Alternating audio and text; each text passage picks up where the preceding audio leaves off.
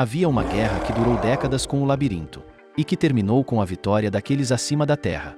Depois de suas derrotas, as dezenas de milhares de mestres de labirintos libertaram seus prisioneiros. Entre todos esses prisioneiros havia bebês que nasceram dentro do labirinto. Suas mães já estavam mortas, por esse motivo eles tiveram que ser criados com leite de monstros. Um senhor avista uma criança e avisa ao seu chefe, pois essas crianças possuíam poderes de outro mundo e eram fortes demais para serem consideradas simplesmente humanas. Dois homens velhos conversam discutindo sobre a criança ter nascido no labirinto e que provavelmente ela teria vindo do nível mais baixo. Conforme a humanidade os chamou, eram os bebês de Dungeon. A criança que saiu foi acolhida e todos avisavam para tomar cuidado, pois ela não sabia controlar seus poderes. Os chamavam de bebê de Dungeon e diziam para ficarem de olho nele. Um dos repórteres diz que estão para filmar o segundo andar do labirinto, enquanto o outro responde que lá já não tem mais nada. Discutindo, eles evidenciam que é uma chance para ficarem milionários, pois os bebês não são tão conhecidos e seriam os primeiros mesmo sendo questionados sobre isso. Uma repórter responde dizendo que fez uma pequena investigação. Pergunta se ele sabe como os bebês das dungeons são obcecados com elas. Ele respondeu que aparentemente aquele guia é o único bebê de Dungeon que se recusa a chegar perto do labirinto em que nasceu e seu nível nunca foi revelado. Responde fazendo outra pergunta dizendo para ele que se não é por o mesmo ser fraco, por isso também contratou guardas só por precaução. O repórter responde que talvez ele poderia ser bem outra coisa, deixando um suspense na cena e dizendo para irem logo, mas foi contrariado por estarem ali há apenas 10 minutos. E também dá avisos sobre a periculosidade do local e sobre os guardas não usarem suas armas contra as bestas. Os guardas, ouvindo que deveriam evitar conflitos, contrariam o guia falando que o mesmo se preocupa demais. Um dos guardas zomba dos bebês de Dungeon comparando-os com bebês Buda, falam que ninguém se importa com isso e irão proteger todos os bebês. O guia pensa consigo mesmo que os guardas não entenderam nada e que enquanto os guardas conversam alguém está sendo rasgado em pedaços. Ele também diz que Gizer não é um lugar qualquer, enquanto isso um repórter se assusta com um mega barulho e pergunta o que seria isso. De repente um monstro enorme aparece entre as rochas do local. O guia diz que é uma besta chifruda que é frequentemente encontrada no primeiro andar de Gizer, apontando que ela está machucada e seria melhor saírem antes do cheiro grudar. Os guardas de prontidão acalmam a todos e os asseguram de fazer seu trabalho de proteção da equipe. O líder guia dos repórteres grita desesperado para não atirarem. Bem atento, um dos guardas grita fogo na intenção de todos atirarem imediatamente na besta. Eles começam a atirar freneticamente no monstro. A besta é atingida e emite um enorme som que é ensurdecedor a todos. Logo após cai no chão desacordada e muito ferida. Todos ficam surpresos olhando tudo aquilo que acabou de acontecer. Eles olham desesperados e desentendidos. Os guardas ficam incrédulos por terem matado a besta tão facilmente e zombam dela dizendo que não foi nada. Logo os repórteres ficam impressionados com a situação enquanto todos zombavam da besta dizendo que tudo que está vivo e se mexe pode morrer. Animados, o grupo queria seguir em frente, mas o guia adverte-os e é contrariado e zombado, pois o problema já tinha sido resolvido. De repente todos escutam um som enorme na caverna. Perguntam-se que som é esse e atento o guia responde que um predador que ouviu os tiros estaria a caminho e seria melhor todos saírem rapidamente enquanto ainda está longe. Um dos guardas grita que iriam lutar mais ainda. Diz que provavelmente seriam capazes de derrotá-lo com uma tática, pois o outro caiu com apenas alguns tiros e usa o valor da besta como incentivo. Em discussão falam que a besta morta vale milhões e que se matarem mais dela será mais de 10 milhões para cada um, enquanto isso o guia se decepciona com esse objetivo. Os dois se encaram por algum tempo. Ele diz para os guardas fazerem o que acharem melhor e que todos os outros ficarão afastados, pois não tinham armas. Durante isso os guardas comemoram pensando no dinheiro. Todo o resto foi instruído a segui-lo para longe, mesmo uma das repórteres querendo filmar. Uma ordem mais raivosa foi dada pelo guia. Despedem-se dos guardas dizendo que se viriam depois e pergunta-se onde todo mundo deveria esperar se todos estivessem bem depois da procura aos monstros. O guia de repente corre e todos pedem para esperar. Todos cansados de correr se encaram e respiram por um tempo. Uma das repórteres pergunta onde estão indo e diz que as filmagens já estão todas ferradas. Respondendo a ela, ele diz que sem mais filmagens. Kim diz que estão todos partindo mesmo sendo questionado. O questionamento era por conta das falas do guia para os guardas anteriormente. A repórter atenta-se que a razão dele não se aproximar do labirinto é que ele na verdade não termina a frase, deixando um suspense. Ele a encara por alguns segundos. E é chamado de covarde, terminando o suspense. Ela diz que é para todos voltarem mesmo sendo questionada e respondendo que é pelo motivo de filmar os guardas lutando com as bestas. Com raiva também diz que todos gastaram muito dinheiro para estarem ali e que se saírem agora serão algo que ela deixa em suspense. Um mega barulho é escutado de suas costas, eles viram e observam. Novamente o som ecoa pelo local. Parece chegar cada vez mais perto de todos. Eles ficam cada vez mais assustados com aquilo. O guia diz ao grupo para todos se acalmarem e irem andando, pois não podem deixar o predador notar que o grupo está dividido enquanto é questionado sobre tudo. Fala também que os predadores próximos ouviram os disparos e que a primeira besta que foi morta era apenas uma presa. Ela pergunta ao líder se ele vai deixar os guardas morrerem mesmo sabendo de todas essas informações, e ele a responde dizendo que se tentasse todos estariam mortos. Diz também que o cheiro de sangue poderia estar nas roupas dos guardas e que poderiam ter sido pegos com eles se todos corressem. A repórter desesperada tenta remediar a situação, mas o guia pede calma. Ela diz que se os guardas pudessem ser convencidos, as coisas poderiam ter sido diferentes. A cena fica um pouco mais pesada, pois surge um som. O tal barulho era um predador voraz. De repente o animal surge entre eles e ruge altamente em direção ao grupo. Logo após abocanha a câmera do cinegrafista. Kim e a repórter olham tudo com um olhar de desespero. O predador mastiga vorazmente o cinegrafista. Mesmo pedindo socorro, sua vida é cessada. O guia se pergunta se aquilo seria um macaco-lobo e a repórter pergunta-se por que estão no primeiro andar. Ele olha desesperado para o monstro depois de tudo aquilo que aconteceu. Revela-se um grupo inteiro de predadores e o resto dos exploradores são devorados vorazmente enquanto se perguntam desde quando os monstros sabiam sua localização. Kim rapidamente tenta lutar contra os monstros. Encara-os e cria coragem para correr. Corre rapidamente em direção a um deles. Se prepara para atacá-lo com um golpe certeiro. Olha fixamente aos olhos do monstro e o golpeia fortemente contra seu corpo. O monstro ruge em tom de dor e desespero, e logo é golpeado em seu rosto, caindo no chão já sem vida. De repente o outro predador tenta golpear a repórter com seus punhos. Vendo tudo aquilo, Kim heroicamente tenta agir. Rapidamente corre em direção ao monstro com um olhar de vingança e o golpeia. Ele pega a repórter nos ombros e diz que vai correr no ritmo que se espera de um bebê de dungeon. E também avisa que algumas costelas podem quebrar, mas que é para ela aguentar firme. Correndo rapidamente, os dois se afastam do monstro. Muito machucado, o predador fica confuso sobre o que aconteceu. Tenta golpear o chão, mas não há mais ninguém ali. Depois de tanto correrem, os dois sentam-se e descansam. Após se afastarem de lá, ele diz a ela que deve ter doído, mas que mandou muito bem e que os monstros devem persegui-los. Depois disso, ela pergunta por que ele deixou os outros integrantes do grupo morrerem. Chorando muito, o questiona, dizendo que ele é forte o bastante para usar uma faca cega, então por que deixou eles morrerem? Ele diz a ela que parece ter entendido tudo errado, e que ele foi apenas contratado como um guia, não como um guarda. O mesmo também faz uma pergunta a ela, falando se tinha algo no contrato dizendo que ele deveria lutar, sendo respondido com a vida das pessoas que morreram. Em tom de ironia, responde bem-vinda a Gizer. Em tom de arrogância, pergunta se foi ela que contratou esse bando de idiotas que nunca foram lá e que eles fizeram tudo o que ele disse para não fazer, por isso morreram. O guia protagonista diz que se todos tivessem ouvido a ele desde o começo, poderiam ter diminuído os danos e que nem mesmo teriam sido atacados. Então ela pergunta por que o mesmo salvou somente a ela. Logo o protagonista faz outra pergunta dizendo quem vai pagar ele se ela morrer ali. E que o mesmo ainda está trabalhando e ela precisa pagá-lo e vai mantê-la viva. De repente uma luz dourada aparece. Os dois olham atentamente para ela. Percebe-se que o que está na frente dos mesmos é um emblema de labirinto. Ele fala que correu para qualquer direção, mas mesmo assim acabaram dentro do labirinto, e diz que precisam sair agora mesmo. Tentam correr, mas caem em um enorme buraco que se abriu no chão. Eles gritam desesperados enquanto caem de uma enorme altura. Caído ao chão, ele olha para o teto com um olhar fixo. Rapidamente tenta se levantar do chão. Escuta um barulho muito estranho vindo de seu próprio braço. E percebe que seu braço esquerdo está quebrado. Mesmo assim fica otimista e diz que poderia ter sido pior ainda. O protagonista procura a repórter e não a encontra e diz que ela não sobreviveria a uma queda dessa amplitude e diz que seu pagamento se foi. Logo o mesmo também escuta mais um predador. Ele diz que está ferrado e que caiu no centro do labirinto. Pergunta-se que lugar seria aquele que não tem sinal de atividade e parece um labirinto abandonado. Olha fixamente para o emblema de labirinto. De repente a cobra que estava envolta ao emblema olha fixamente para o mesmo. E decide se enroscar em seu corpo para atacá-lo vorazmente. Tenta abocanhá-lo com suas enormes presas.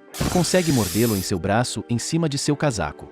Ele olha desesperado com o que acabou de acontecer. Essa era a serpente 18.230 que acabava de ser liberada. Ele acha ridículo e diz que não pode morrer ali agora. O mesmo será quem herdará esse subsolo sinistro. Tenta dizer algo sobre sua morte, mas desmaia. Escuta para aceitar aquele subsolo sinistro. Ele acorda do desmaio, olhando fixamente para o teto. Tenta levantar-se do chão em que estava. Ele comemora estar vivo depois de tudo aquilo. O mesmo diz que viu definitivamente o veneno se espalhar em seu corpo. Percebe que seu braço está curado, não estando mais quebrado. Não só seu braço esquerdo, mas também seu corpo inteiro. Ele analisa o lugar e diz que aquele lugar é bem parecido com algum lugar perto da entrada do primeiro andar. e de repente ele avista a repórter sobrevivente caída no chão. Ele corre em direção a Yeonjo. Analisando, ele descobre que ela ainda está respirando, mas que suas feridas estão muito sérias e graves. Entrando em desespero, ele diz que não tem nenhum kit de primeiros socorros por ali, e não tem mais ninguém por perto para ajudar. Muito sangue sai da boca de Yeonjo. Ele diz que não tem tempo para pensar em tudo isso se ele continuar ali sem fazer nada. Desesperado, ele pede encarecidamente a ela que aguente mais um pouco, por favor, que eles já estão chegando. Voltando à sua casa, o protagonista avisa que chegou. Entrando, ele ouve algo vindo da televisão. Era um jornal de notícias e estava noticiando um acidente que havia acontecido naquele mesmo dia às 9 da manhã. Também falava que 7 de 9 pessoas presentes no local teriam falecido e que se presumia que teria acontecido uma emboscada de uma besta chifruda. Em continuação, o noticiário falava dos 2 sobreviventes, enquanto Kim comenta sobre as notícias se espalharem rapidamente. Ele desliga a televisão e diz aliviado que pelo menos a parte em que os guardas não o escutam está no vídeo gravado. E calmo fala que se não fosse pelas câmeras o mesmo teria sido multado. Ele se direciona ao quarto de sua irmã e diz que deixou parte do pagamento no seu quarto e que ela já deve ter visto. Enquanto isso, ele pensa rapidamente em levar outro pacote para ela. Mas na ida, o mesmo se depara com a sua irmã no caminho e resmunga surpreso, dizendo que ela estaria em casa. Mesmo bravo, ele a pergunta se ela estava chorando. Eles se encaram por alguns segundos em tom de suspense. O protagonista logo pensa que sua irmã acabava de ter visto o dinheiro em seu quarto e que esse dinheiro a deixou surpresa e emocionada de felicidade por ser uma alta quantia. Rapidamente, Kim entrega o pacote para ela e diz para a mesma usar em seu casamento e não perguntar como ele tinha conseguido o dinheiro, pois não tinha vindo de algo ruim. De repente, o pai dos 2 chega no local da conversa e logo pergunta o significado do que ele tinha acabado de ver em sua frente. Kim responde seu pai com uma pergunta, pois estava surpreso de que hoje estava em casa de folga, e é respondido por uma bronca por ser desobediente, pois tinha ouvido falar que seu filho estava arriscando sua vida para ganhar dinheiro. Por esse motivo, ele tinha abandonado o trabalho e ido para casa. Logo após, em um tom de raiva, fala para Yoon-ji devolver todo o dinheiro que Kim havia lhe dado. Novamente raivoso, diz para devolver o dinheiro ao seu irmão. O guia recebe mais perguntas de seu pai. O mesmo questiona se por acaso o protagonista acha que seus pais são inúteis ao ponto de arriscar sua própria vida para casar a Yoon-ji. Kim responde dizendo que não sabe o que seu tutor está falando e usa um exemplo e que só recebeu o dinheiro trabalhando, enquanto seu pai acaba com a conversa. Logo após, o mesmo revela que não é o pai de sangue do protagonista, mas que está sendo subestimado demais por ele. Em seguida, o pergunta se achava que ele não descobriria. Kim pede desculpas ao seu tutor naquele momento. Ele olha em sua volta fixamente, bastante suado e nervoso. Sua irmã devolve todo o dinheiro ganhado. Ele tenta devolver o dinheiro a Yoon-ji meio sem graça. Decepcionado, o pai dá um sermão dizendo que achava ter criado seu filho bem, mas que na verdade ele tinha crescido bem egoísta. O mesmo diz que já sabia que criar uma criança é um trabalho difícil, enquanto o protagonista tenta se explicar dizendo que deu o dinheiro a Yoon-ji porque quis e não tinha onde gastar tudo. O seu tutor responde dizendo que a mesma não aceitaria um dinheiro que arriscou a vida de seu irmão. E que o protagonista também faz parte da família e não era para ele o chatear assim. O pai faz um pedido para que ele entre e descanse e também para não fazer tudo o que fez novamente. Kim responde em afirmação um pouco sem graça. Adotar um órfão da dungeon, também conhecido como filho da dungeon, te dá muito dinheiro. E por isso tiveram muitos incidentes em que pessoas adotaram crianças só pelo dinheiro e abusaram da criança, o que resultou no assassinato dos pais, e por isso tem sorte. Pelo motivo de conhecer uma família de verdade. Mas que a família está tendo problemas por conta do casamento de sua irmã. O mesmo olha atentamente para sua mão. Ele revela uma tatuagem em seu pulso da qual não sabe a origem. Kim toca em sua tatuagem, que fica verde. Aparece algo verde em frente aos seus olhos. Batendo nela, revela-se dados sobre um suposto labirinto da Nagan. O mesmo diz que tem umas coisas que descobriu na internet.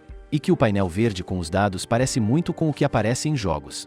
Descobre-se que o labirinto está se referindo provavelmente a onde ele tinha sido mordido pela serpente, e se pergunta se um labirinto abandonado o tinha escolhido como mestre. Pensando, evidencia-se que o portal também é coisa de jogo. E que tem uma coisa nova nele. Aparentemente não estava por lá antes. Tocando nisso, ele é arremessado. Cai no chão e olha ao seu redor.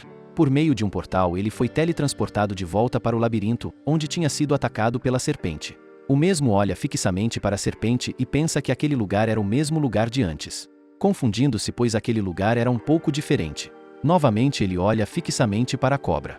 De repente a serpente aparece novamente, e é tão rápida que o protagonista quase não consegue acompanhá-la com os olhos, e ele tem que usar sua força desde o início. Ele entra em luta com a serpente e a imobiliza com um tecido. E zomba dela dizendo que não cairia no mesmo truque 2 vezes. Pensando consigo mesmo, percebe que não vai adiantar seu plano por muito tempo, pois a serpente é forte o suficiente para rasgar o tecido e que ele precisa de uma arma para lutar.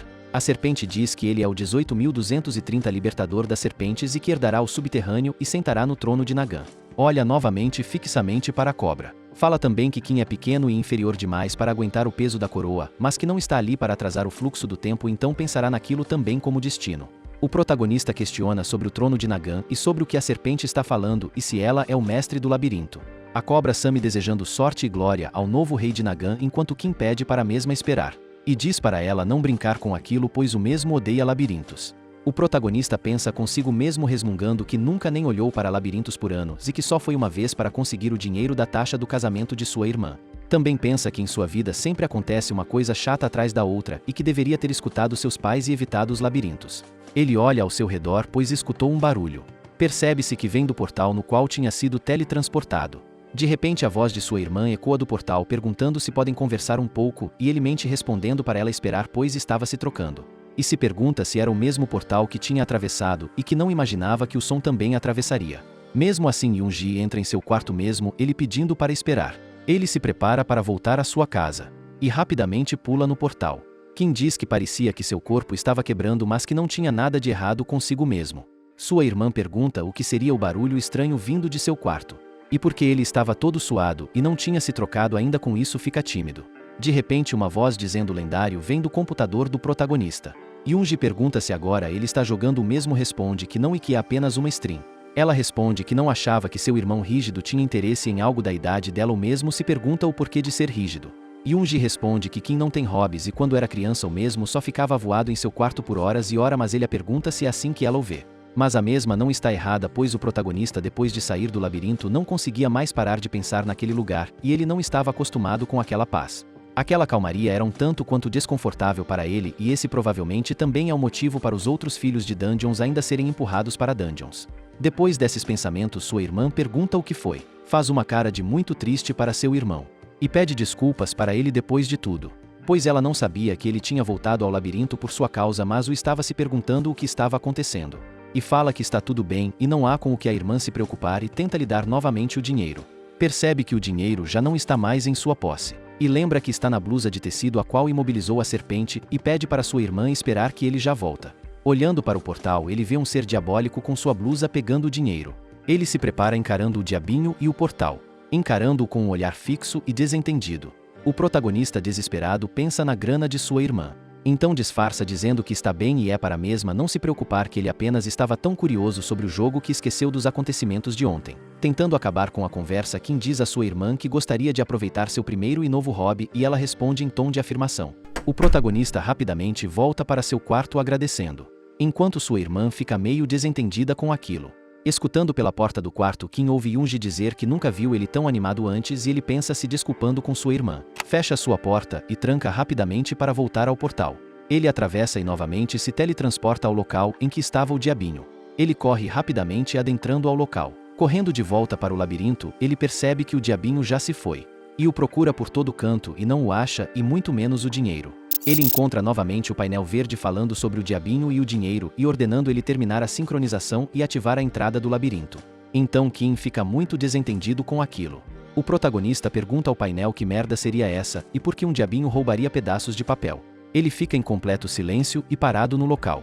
Joga sua jaqueta de tecido no chão com força e a xinga. E senta-se no trono meio entristecido com tudo aquilo. Se lamenta pois não sabia que todo o seu trabalho tinha ido pro completo lixo. Tocando no mármore de seu assento, ele percebe algo brilhante ao pressionar. Mexendo no mármore do trono, o painel revela mais informações. E parece funcionar igual a tatuagem em seu braço, mas ele não se importa muito. Ele fica parado raciocinando sobre tudo aquilo. Pensando muito, decide ativar a sincronização pois precisa achar o seu dinheiro. Ele pensa que também poderia só deixar para lá pois isso só aumentaria os incontáveis labirintos.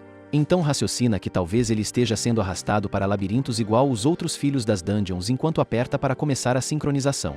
O painel verifica todas as suas qualificações. Enquanto o protagonista se pergunta se não era apenas para pressionar o sim. E que um portão apareceria logo após isso. Pensando melhor, Kim percebe que está perdendo seu tempo e seria mais fácil só cavar o chão atrás do diabinho. De repente o painel verifica que ele está qualificado para ser o rei de Nagã e inicia a sincronização enquanto ele não entende nada. Uma luz branca muito forte surge ali mesmo. E revela que o labirinto o registrou como mestre enquanto uma voz ressoa em sua cabeça. O labirinto é reorganizado conforme os dados sincronizados. Novamente uma luz branca forte aparece no local e revela um enorme portão afirmando que a sincronização foi completa. Ele para e observa tudo ao seu redor em completo silêncio. Diz que está tudo melhor que antes mesmo continuando escuro e assustador. Novamente o painel verde aparece em sua frente. E o protagonista percebe que não há muitas mudanças a não ser os detalhes na janela de status. Ele percebe o portão e deduz que pode ser a entrada do labirinto. Logo o diabinho surge de dentro da abertura que apareceu. E entra no labirinto novamente rapidamente para não ser percebido. Mesmo assim é percebido e encarado pelo protagonista, que logo vê e pergunta como ele se atreve a entrar. O ser vermelho com chifres logo pensa que uma pessoa normal não notaria sua presença e nem mesmo saberia que algo passou por ali. Desesperado ele olha ao seu redor atento e preocupado. Logo o protagonista pega o ser diabólico pelo pescoço igual ele fez com o dinheiro. O balança freneticamente para cima e para baixo. Logo em seguida acerta um forte golpe em seu rosto. O diabinho fecha os olhos com um semblante de muita dor e agonia. Kim diz que achou que o mesmo não se atreveria a voltar. Logo após pede seu dinheiro de volta para que não mate o ser diabólico. Balança o diabinho e vê que o dinheiro não está com o mesmo. Rapidamente pergunta onde estaria o seu dinheiro e se sabe que tipo de dinheiro é aquele. Pega novamente pelo seu corpo e o balança. Logo algo cai do ser diabólico enquanto Kim diz que não precisa mais desse dinheiro. Ele encara o objeto que acabou de cair do ser. Essa coisa que caiu seria uma joia terrestre. A joia terrestre é uma pedra preciosa somente encontrada em geyser e pode estar enterrada no fundo da terra ou estar escondida dentro de uma planta rara. No entanto, é quase impossível de achá-la com os métodos conhecidos e geralmente pessoas matam bestas perigosas para obtê-las e elas são vendidas por preços muito altos. Kim logo pensa que menos de 1 grama da pedra valeria milhões e que aquela pedra é de um bom tamanho e deve valer dezenas de milhares de won. Ele balança novamente o diabinho freneticamente rápido. E surge mais uma joia terrestre de cor diferente da anterior. O mesmo se pergunta sobre ter 2 joias ali em sua mão. O ser diabólico se balança e consegue se soltar de Kim e sai em disparada para dentro do portão.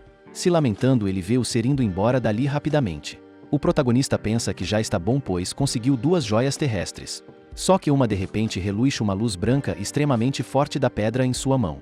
Ele olha atentamente a joia brilhando muito assustado. A luz não perde força e o protagonista continua a olhar atentamente. Ainda continua olhando a forte luz da pedra. Se pergunta o que aconteceu enquanto um painel surge em sua frente dizendo que o mesmo sacrificou uma joia e a durabilidade do labirinto será restaurada e upada. Pulando à sua frente ele pergunta se por ordem de quem isso teria acontecido. Tenta pegar novamente a pedra em sua mão. Mas ela simplesmente desaparece em pó e fragmentos. O painel avisa quantas horas faltam para a restauração e revela o tempo restante para o protagonista aumentar o rank do labirinto. Ele olha atentamente e preocupado com essa nova informação. Se lamentando diz que a pedra valia o mesmo valor de um carro.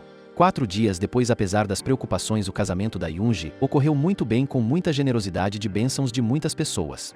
Depois de muita negociação, também vendeu a joia terrestre restante por um valor muito alto de 18 milhões. Estava incrédulo pelo valor da pedra, mesmo sendo um preço abaixo, foi suficiente para comprar um presente de casamento que daria escondido devido a seu pai. Novamente o painel verde aparece revelando o upgrade do labirinto quase estar completo e ele pensa no valor da pedra que usou para essa melhoria. Pensando que não adianta mais lamentar o passado, ele tem esperança que o upgrade tenha valido a pena. Ele ordena que o portal se abra de imediato. Rapidamente é aberto e ele entra calmamente. É teletransportado para o labirinto e logo se depara com informações. Revela-se que o upgrade está completo e que o labirinto subiu de rank. Algumas notícias ruins também são reveladas. Também revela-se que um ninho foi criado. O protagonista se pergunta sobre um ninho de Nagan. Ele ouve um barulho estranho vindo do portão do labirinto. O mesmo fica envolto por uma poeira muito densa. E se pergunta o que está acontecendo ali naquele momento. Uma sala apareceu onde um paredão estava bloqueando e seria ali o ninho de Nagan. É bem diferente do que ele esperava, pois é bem vazio e imaginava um ambiente úmido e pegajoso digno de verdadeiros répteis. De repente uma enorme pata surge atrás do mesmo. Se pergunta sobre a besta e por que do nada ela apareceu. O painel surge revelando que seriam trabalhadores do ninho de Nagan. Eram apenas monstrinhos fofos e não era o que Kim esperava ser. Eles aguardam um comando do rei do labirinto. Kim admite saber muito bem o que um trabalhador do mais baixo rank deveria fazer, pois ele também participava de escavações. Ordena que 3 trabalharão como exploradores e que desenhem um mapa com o labirinto no centro. Também diz para investigarem os fatores de risco, recursos, ecologia dos arredores e que evitem batalhas para priorizar a sobrevivência dos mesmos. O rei pensa que originalmente os monstrinhos fofos deveriam ir com guardas, mas ele não tem nenhum ao seu dispor no momento. Ordena ao restante que cavem um buraco na parede oposta ao ninho e que criem um armazém. Ele revela que não tem muitas expectativas em seus trabalhadores, pois são pequenos e corpulentos, então não seriam rápidos ou fortes e são fáceis presas em Gizer. Mas são bem impressionantes no entanto. Rapidamente o grupo de 3 em menos de 1 hora constrói o armazém no qual foram mandados. Enquanto isso uma parte da equipe de exploração retorna e Kim se pergunta o porquê de só uma parte ter retornado. Apenas um surge e ele se pergunta se o resto, deixando a frase inacabada e com um enorme suspense no ar. Pergunta-se onde estaria o resto da equipe e se eles tinham morrido na missão. Ele pensa que deveria ter ido com os mesmos, pois trabalhadores não existem na categoria de invocação como força militar de defesa. Raciocina que é uma perda permanente durante um barulho surgindo. O som era outro trabalhador chegando e Kim se pergunta se todos estão bem e se os espólios eram muitos, então vieram deixar alguns e que era uma honra estar preocupado. Uma notícia dizendo que a moral e eficiência de 4 trabalhadores aumentou gera comemoração entre os trabalhadores. Um dos monstrinhos entrega algo ao rei. Era um mapa e estava atualizando no momento.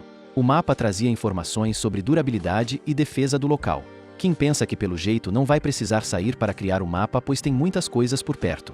Ele olha ao seu redor atentamente enquanto o mapa está em sua frente. Vê que o trabalhador já juntou bastantes espólios. Então o mesmo trouxe qualquer coisa que conseguiu pelo caminho. Kim se pergunta se deveria ficar agradecido por aquele ato. Eram coisas da última grande guerra de Gizer, mas estavam todas vencidas e enferrujadas e que não há sinais recentes de pessoas por ali. Pensa também que o lugar está no meio do nada, então não pode ser tão profundo. O mesmo do nada corre em direção a algo que viu. Ele olha o objeto em sua mão muito surpreso junto ao trabalhador. Parecia ser mais uma joia terrestre. Pergunta ao trabalhador se viu mais dessas em sua jornada fora dali. Ordena ao trabalhador que vá pegar todas e para avisar aos outros que façam o mesmo também. Kim corre dizendo que precisa da avaliação da pedra. Do nada para de correr em direção ao portal e pensa no que vai acontecer com os trabalhadores depois que ele sair dali. Raciocina também que o labirinto pode ser atacado enquanto ele não estiver por lá. Os monstrinhos fofos olham muito tristes para Kim com os olhos cheios de lágrimas e semblante cabisbaixo. Pergunta-lhe se tem certeza que há por ali mais joias terrestres e é respondido com um grunhido impositivo. Responde ok para o trabalhador que afirmou a informação. Pensa que é verdade o labirinto ser benéfico para si mesmo por causa do dinheiro. Ou por uma real oportunidade, diz olhando ao seu redor. Surge o painel verde dizendo que ele sacrificou mais joias terrestres. E que as joias estão sendo substituídas por energia do labirinto. Ele se pergunta sobre ter trocado dezenas de milhões por mera possibilidade. Diz que tentou parar de pensar no labirinto pelos últimos 5 anos, mas pisar dentro de um o deixou obcecado. Ele entende o porquê de os filhos das dungeons serem tão obcecados e o motivo de estarem morrendo ao se jogarem nisso. Além do perigo e escuridão de Gizer, ele sentia um desconforto enquanto vivia uma vida brilhante e segura acima do solo, e não era uma questão de se ajustar e se acostumar. Na verdade é que mesmo vivendo bem, tudo aquilo era extremamente tedioso. Ele diz que certamente estava muito entediado realmente. Também fala que é rei de Nagant e trará glória para o Império como desejarem. Seria uma glória tão grande que envolveria toda a Gizer. Ele invoca Nagant em meio a isso tudo. Aparece então o painel revelando informações sobre as unidades intocáveis de Nagant. Só poderia invocar as informadas no painel e seria correto invocá-las para a defesa do labirinto. Pensa então nas taxas de manutenção e que não pode gastar descuidadamente as pedras que tem, pois ainda não possui mais delas. Decide então invocar um soldado e uma criada Nagant. Um informativo aparece dizendo que o mesmo consumiu energia de joias para a invocação. Escuta então um barulho e observa parado no local. De repente uma luz branca bem forte surge ali mesmo. Aparece então um grande bicho em sua frente. Este seria um soldado Nagant de nível normal e Kim se surpreende, pois não era o protetor que ele esperava, mas parecia ser bem confiável. Logo o ordena para defender o armazém com os trabalhadores no portão. Pensa então que, considerando a aparência do guardião, ele teria um físico para sobreviver até o 5º andar.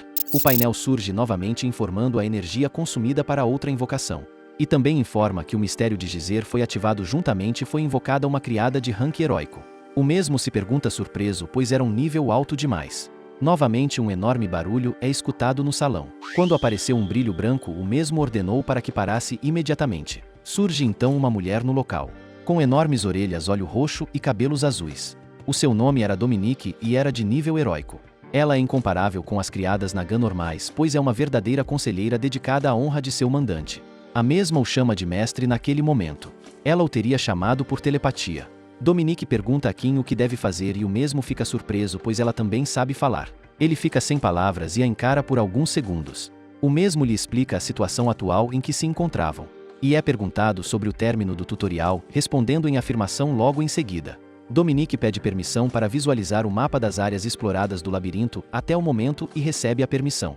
Descobre-se que existe por ali um filão e uma planta com uma joia por perto, então Kim fica perplexo por a mesma saber usar um objeto daquele tipo.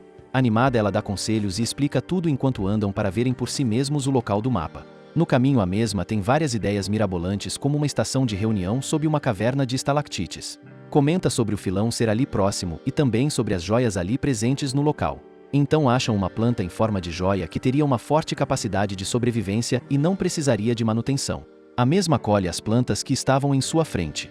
Tem também uma ideia para protegerem aquela área, pois ali existem muitos recursos úteis. Kim se pergunta que marca vermelha seria aquela no mapa, e é respondido que aquele local seria um território de bestas selvagens.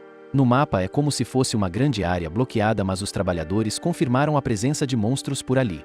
Dominique dá outra ideia para ali ser criada uma área de caça. Kim responde dando um aviso sobre como iria chamá-la, pois seu nome era muito difícil de ser pronunciado.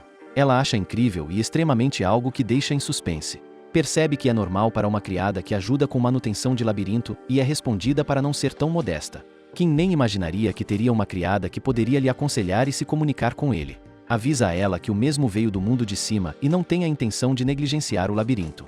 A mesma entende a preocupação de seu mestre. Já que ainda não tem um núcleo no local, ela aconselha que o mesmo esteja preparado para qualquer coisa em Gizer e teria que aumentar as proteções do labirinto. Embora tenha que consumir mais joias para que isso seja feito. Ele pergunta se a mesma não pode fazer isso, mas é respondido negativamente, pois apenas o mesmo pode realizar este tipo de coisa. Ainda mais um questionamento a ser feito. O que aconteceria se os padrões de Dominique não fossem entendidos por seu mestre? Os Nagas iriam embora ou se rebelariam, mas mesmo que uma besta faça mal ao dono do labirinto, eles não poderiam absorver o local. Revela-se que só os escolhidos pelo labirinto podem ser os donos dele. Também evidencia-se que não existe Nagan idiota o suficiente para derrubar a realeza que envolve o Gizer inteiro. Kim olha ao seu redor com um semblante pensativo e preocupado com aquelas informações que acabou de receber. Responde tudo positivamente com um simples beleza. Já que os dois têm muitos deveres a serem feitos, param por ali mesmo, e o mestre revela a ansiedade que está em trabalhar com Dominique e ela fará seu melhor. A mesma disse que o labirinto poderia ser melhorado com as pedras preciosas colhidas, pois tem o suficiente. As joias são usadas para uma atualização no local. Kim sai do labirinto e volta à joalheria para avaliação de sua joia. O joalheiro questiona sobre onde o mesmo achou uma pedra de tão alta qualidade, pois os exploradores mal andam por lá ultimamente. Kim ouviu dizer que o primeiro andar não anda tão bem, e é afirmado pois os macacos-lobo que vivem no 8º andar começaram a sair do primeiro andar. O grisalho das joias diz que a qualidade dos exploradores caiu por 5 anos seguidos e graças a isso o fornecimento de pedras preciosas está em falta. Fala também que as aranhas infernais são difíceis de enfrentar, mas todas elas possuem joias e incentiva Kim a matá-las por conta do dinheiro. Informa a localização das mesmas e é contrariado pois o protagonista não irá fazer isso. Chateado, diz que tudo foi ouvido pelo Kim e mesmo assim ele vai desperdiçar uma grande oportunidade tão facilmente. Tenta fazer chantagem emocional falando sobre a situação de sua família. Kim, bravo com aquilo, dá um enorme soco que parte a mesa do local em vários pedaços.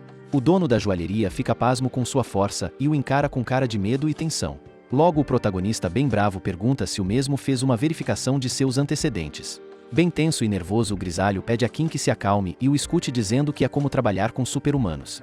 Diz que eles não têm uma natureza agradável como a do mesmo, e se os itens chegarem sujos na loja, ele tem responsabilidade disso, sendo em especial os itens do protagonista. Com exceção do primeiro, a qualidade é tão boa que é de suspeitar, sendo respondido afirmativamente que tudo foi conseguido de forma justa. O velho acaba falando que a maioria das pessoas de lá leva uma vida dura, tendo seus pais e irmãos mortos, sendo difícil confiar em alguém que não tem algo para proteger e que eles precisam tomar conta de suas próprias vidas caso não estejam mais afim dela. Mas já que o mesmo tem uma família para proteger, e acaba interrompido com uma ameaça inacabada do protagonista que acaba deixando um suspense. Finalizando que verá com clareza o que acontece se um filho da Dungeon vai à loucura, acabando com o mistério anterior, e o outro afirma que entendeu tudo. Ele acaba prometendo que nada assim acontecerá novamente, parecendo que sacrificou a sua própria confiabilidade para verificar a de Kim.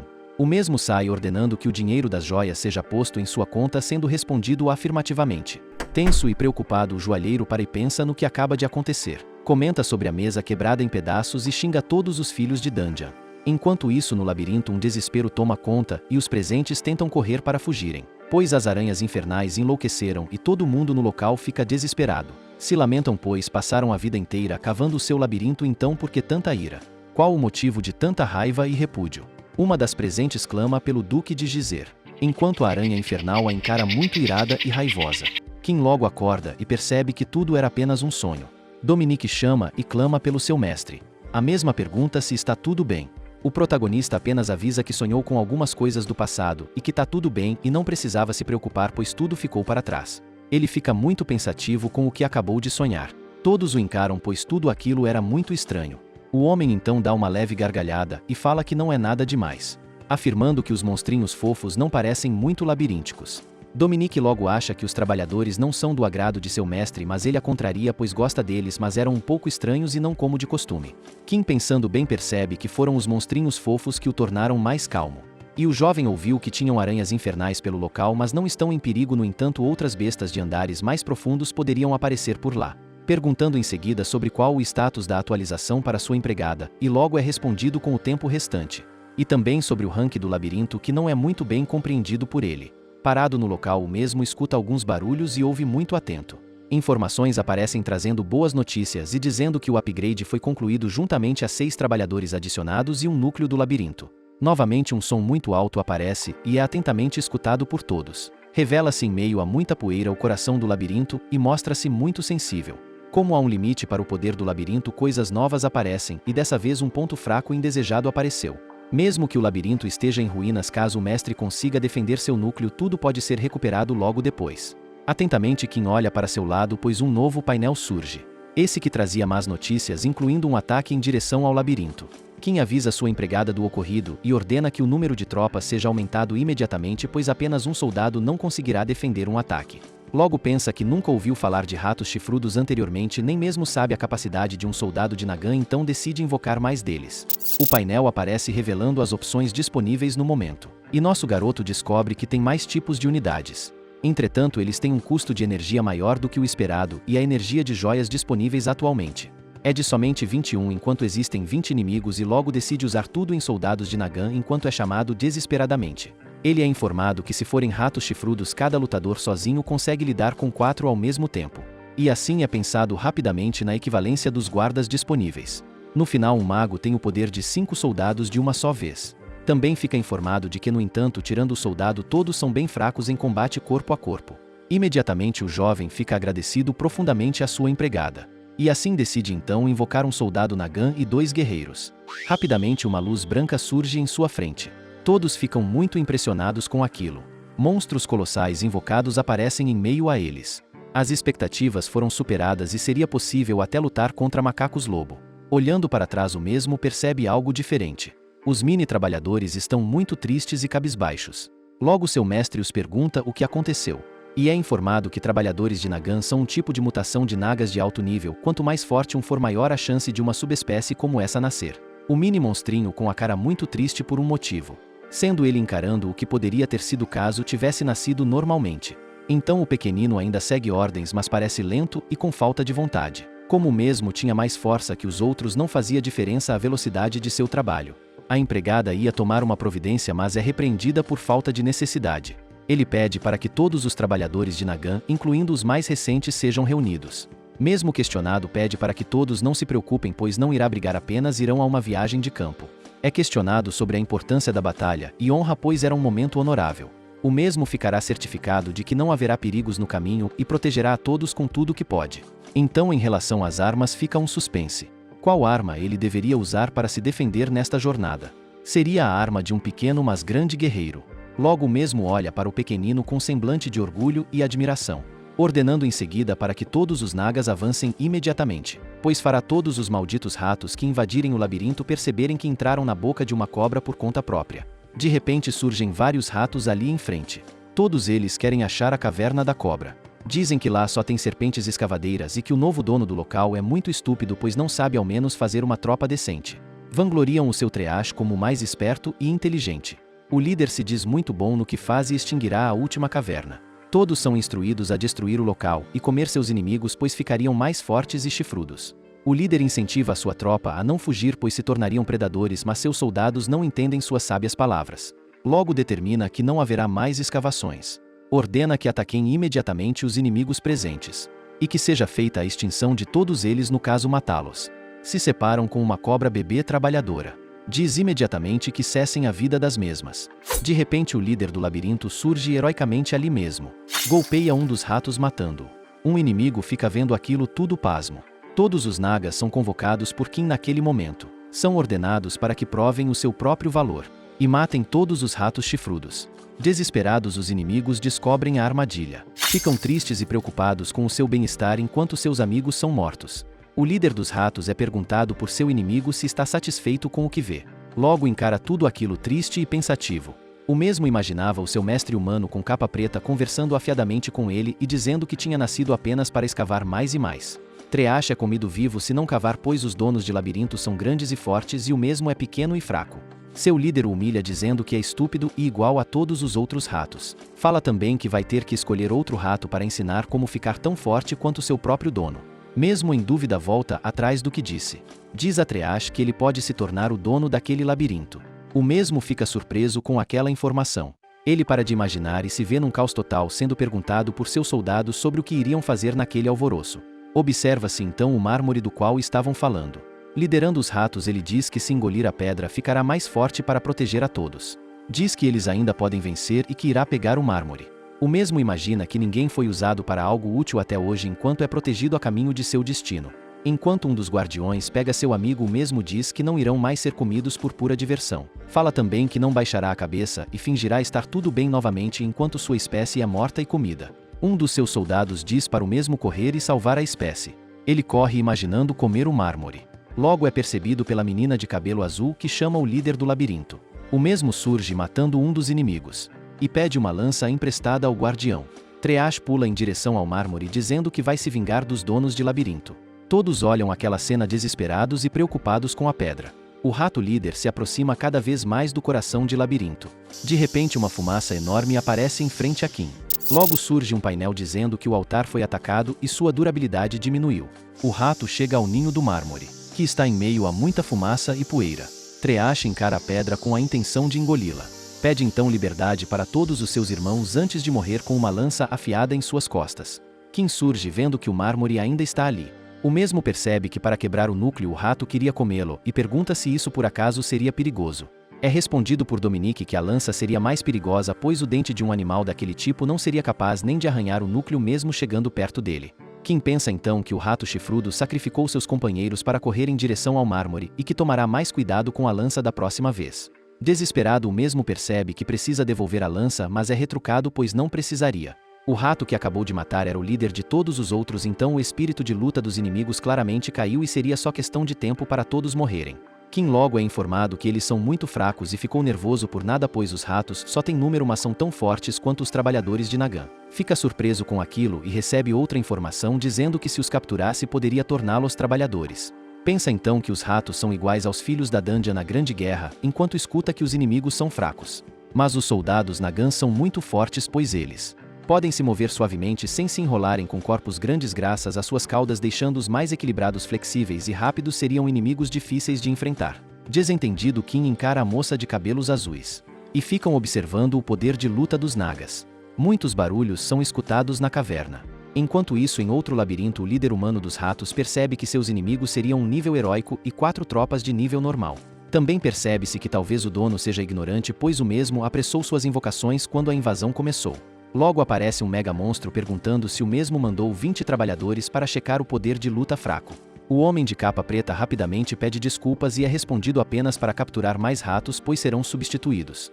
É perguntado sobre os mercenários e responde que estão cuidando da subjugação sanguínea lá fora e é ordenado para que diga que se preparem para a guerra ao voltarem. Logo pergunta se uma guerra vai ser deixada para um mero lutador e é respondido que ele também é um deles. Uma pessoa disse que eles eram descendentes de dragões e mesmo que o sangue tenha estragado, eles ainda podem cuidar de um labirinto fraco.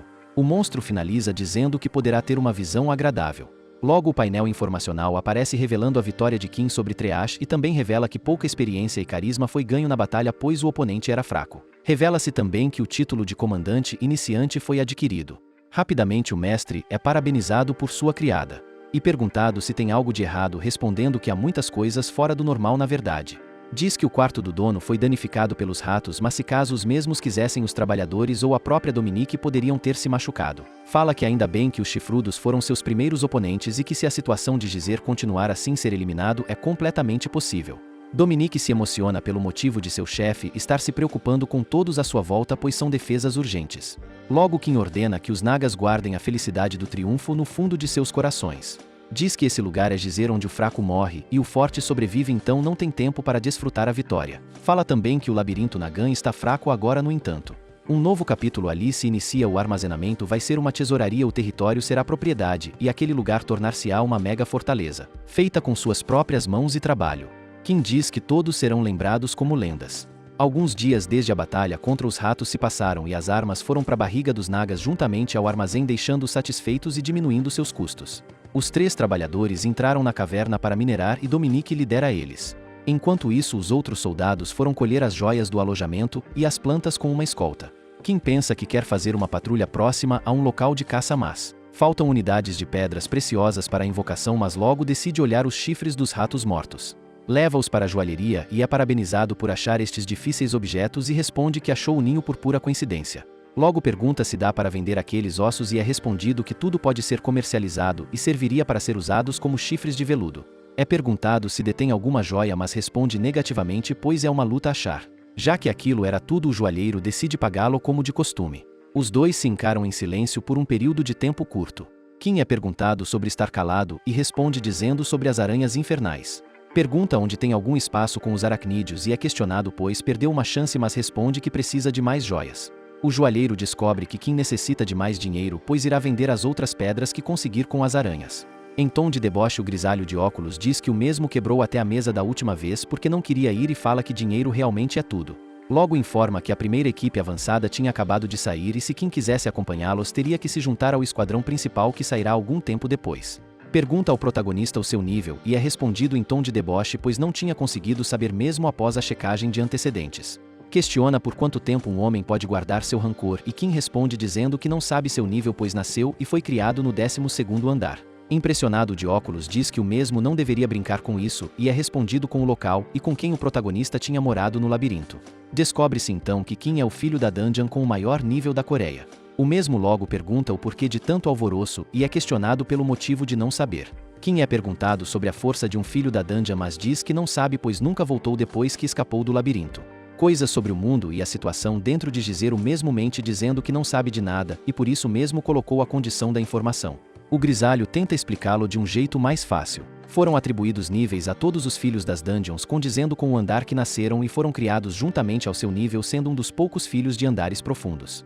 1 ao 3 são os andares mais fracos, normalmente mais fortes que um homem adulto, sendo normalmente equipes de exploração ao invés de ataque. 4 ao 6 são os andares medianos, estando nos grupos de frente com sua força parecida com a de super-heróis como nos filmes de crianças. 7 ao 9 são os andares baixos de monstros, a força dos mesmos é óbvia, por isso são muito arrogantes. Finalmente, a partir do 10º andar é o território de terror cósmico, pois os humanos não puderam alcançar nem na Grande Guerra. Não há muitas informações dos andares mais profundos porque há poucos no mundo, então se quem for mesmo deste andar não tem muito o que explicar. Então, quanto mais embaixo é o andar, mais as pessoas de lá detêm poderes especiais na força, velocidade e outros atributos. Por fim, depois de o grisalho explicar, pergunta se o mesmo tem alguma habilidade especial como cuspir fogo ou olhos de laser. Com seus poderes especiais sem armas, Kim precisaria apenas conhecer os pontos fracos para matá-lo com as mãos vazias. E percebe-se que o corpo do joalheiro é todo feito de pontos fracos. Desesperado, o grisalho fala que entendeu, então Kim pergunta se ainda há espaço para ele. Responde então que caso o mesmo seja realmente de nível 12, se não houvesse espaço no grupo seria arranjado. Após isso, o protagonista pede para diminuir seu nível. Abaixando seu rank, o pagamento também diminuirá, mas tudo ficaria bem para o protagonista caso isso acontecesse. Com acordo fechado, o grisalho mandará para Kim tudo o que irá precisar, incluindo equipamentos e cronograma, e o mesmo fica agradecido. Pede então uma foto e o documento de identificação do protagonista a fim de produzir o cartão de filho de dungeon. Ele pergunta o que seria esta tal de identidade e que iria ficar maluco.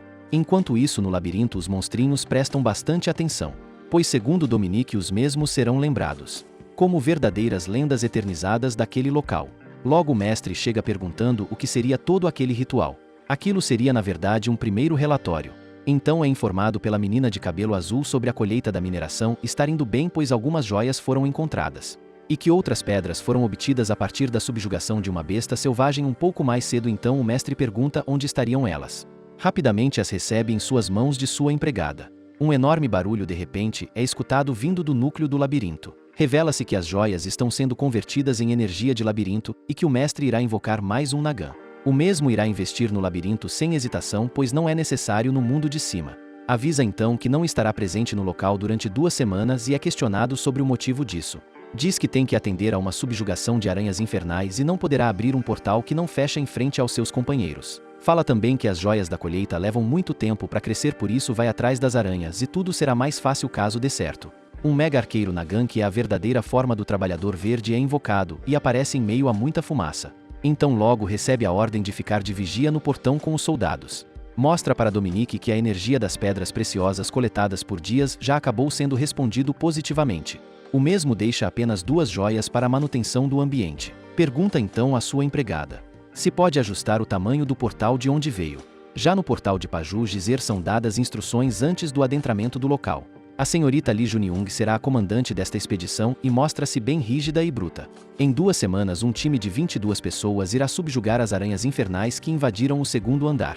7 pessoas formarão o grupo de ataque, que formará uma fila com base em seus níveis juntamente a 15 exploradores normais. Todos podem checar o seu braço direito para saberem seus respectivos níveis. Toda a explicação rapidamente é terminada pela comandante. A mesma ordena que o time de expedição entre abrindo o portão B. Todos obedecem-na e de prontidão fazem a abertura do portão. Como estão bem distantes do primeiro time, andarão muito rápido e a comandante rezará para que tudo dê certo no caminho. De repente um dos expedicionários é atacado brutalmente por um monstro.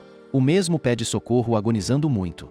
A moça de cabelos castanhos logo percebe a presença do lagarto rabo de chicote e pede para todos tomarem cuidado com o seu rabo. Então ordena que todos mirem no sovaco e na pata da frente, mas logo é questionada por conta do valor do animal que seria morto ser muito baixo. 2 exploradores conversam sobre começarem com uma pausa, pois o de cabelo amarelo ouviu dizer que a qualidade dos exploradores caiu recentemente. Diz também que todos eram selecionados, mas fáceis presas. O de cabelo castanho responde que já fazem 10 anos da guerra e os soldados úteis já deram o fora. O de espada nas costas fala que na real quase todos ali teriam altas dívidas, mas é respondido negativamente, pois aquele pessoal lutava muito bem mesmo. Logo retruca dizendo que dá no mesmo morrer lá em cima pelos cobradores ou ali embaixo para os monstros, mas não seria preocupante já que a vida dos outros está na linha. De repente o loiro faz uma pergunta sobre o que está vendo em sua frente. Aquilo seria um mercenário de nível 7 que a chefe convocou. A mesma observa-o em ação ali mesmo e pede desesperadamente que mirem nas feridas do bicho. Todos comentam sobre a morte do soldado abocanhado pelo monstro. Li logo ordena os mesmos se mexerem, checarem as joias e passarem desodorizante antes que o cheiro de sangue se espalhe. Ela respira fundo e acalma-se enquanto isso. Parabeniza Kim sobre suas habilidades muito boas. Fala que a pele do lagarto rabo de chicote é grossa, então o velho estava certo em recomendá-lo. A mesma pede ao protagonista que obedeça às ordens da próxima vez, pois pode faltar mão de obra quando realmente necessário. O mesmo a pergunta se fez algo de errado e é respondido em negativo, pois não pode ser considerado tão preocupante o que acaba de fazer.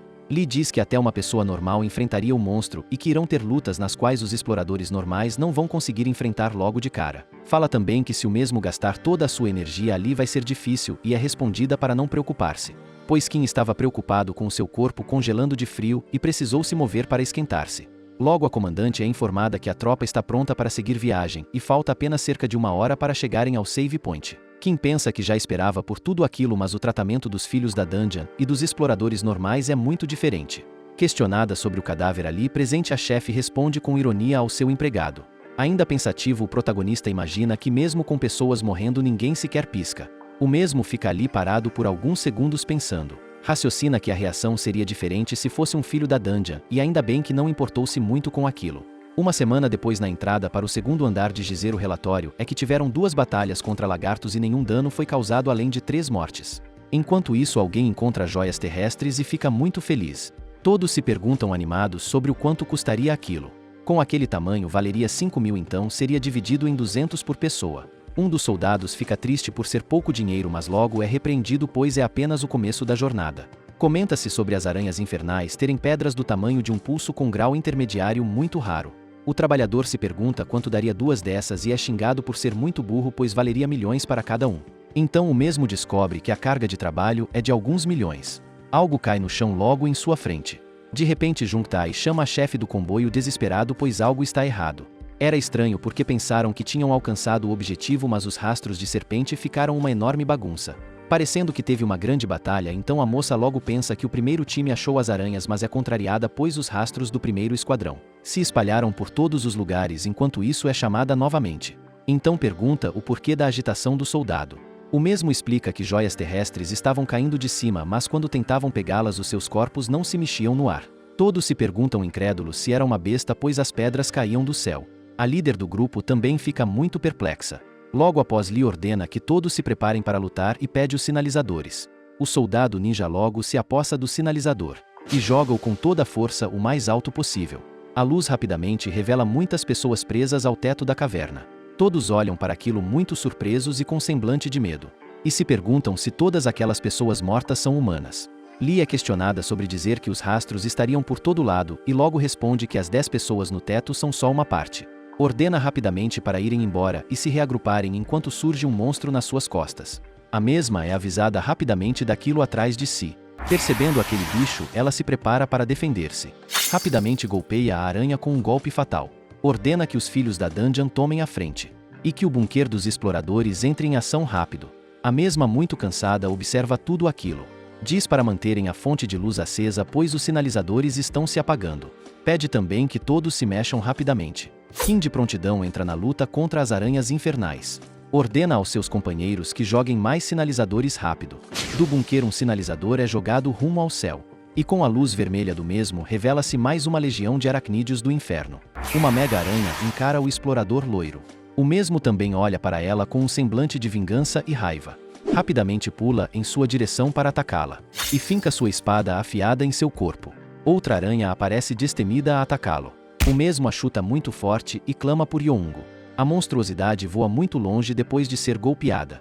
Surge então o soldado dos olhos azuis e cabelo castanho. O mesmo pula e se prepara para golpear fatalmente outro inimigo. Acerta o golpe imobilizando suas patas. O monstro cai no chão sem seus meios de locomoção. E então o inseto é esmagado com um pisão. Quebra em vários pequenos pedaços crocantes e pretos. Enquanto um homem de olhos azuis e cabelo castanho dá seu comentário sobre limpar o lugar, uma aranha aparece, não deixando terminar a frase.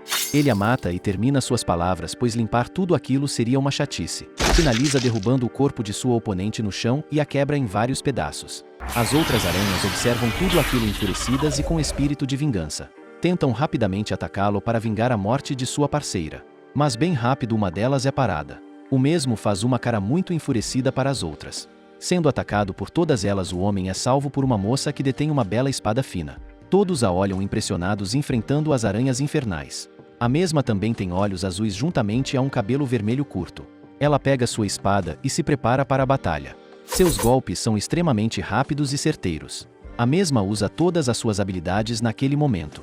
Após terminar tudo, ela pergunta ao homem o porquê de ter feito aquilo e é respondida que a mesma estava demorando muito para matar as aranhas. Ela diz que todos realmente precisam lutar com força total ali, enquanto os soldados estão muito medrosos devido às aranhas. Pede então que toda a equipe se prepare imediatamente. E que prestem muita atenção, pois são humanos normais. Ordena a todos os filhos da dungeon irem atacar. Kim logo se prepara após ter derrotado uma das oponentes. Novamente mata algumas delas em poucos golpes. Toda a galera fica impressionada observando aquela maestria. A chefe se pergunta se o mesmo é nível 7. Enquanto ele acaba com todos os outros monstros bem rápido.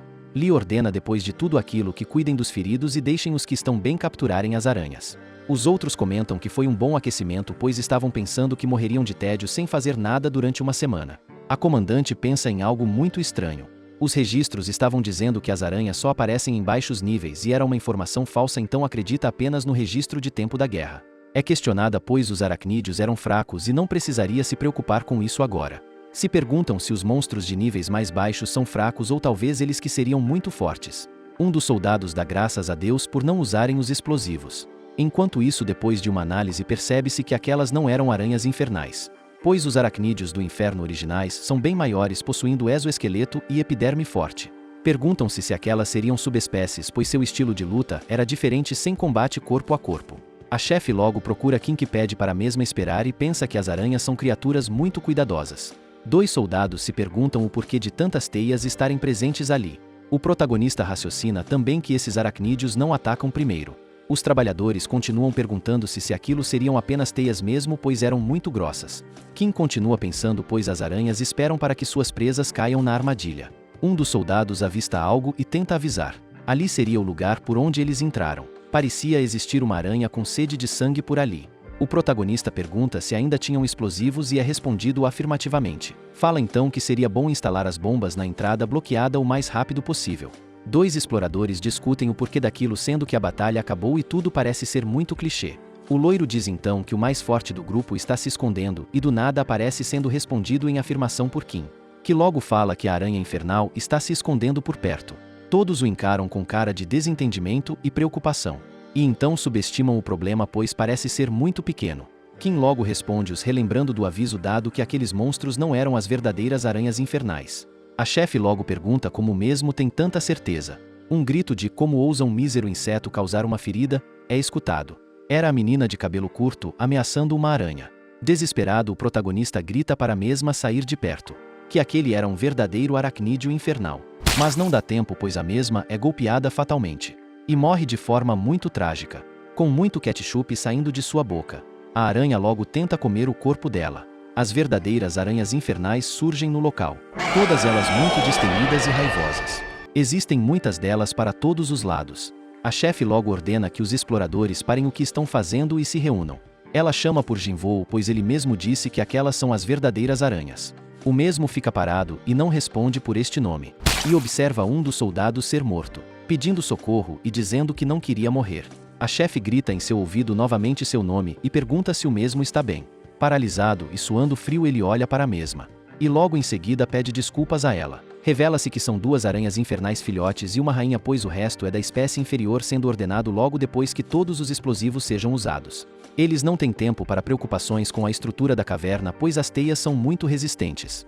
Lhe pergunta se já viu aranhas infernais antes, pois tem uma grande experiência ao lidar com elas. Uma das aranhas os encara com muita ira. O menino loiro diz que as malditas não param de aparecer e se pergunta onde está a equipe vanguarda de filhos da Dungeon.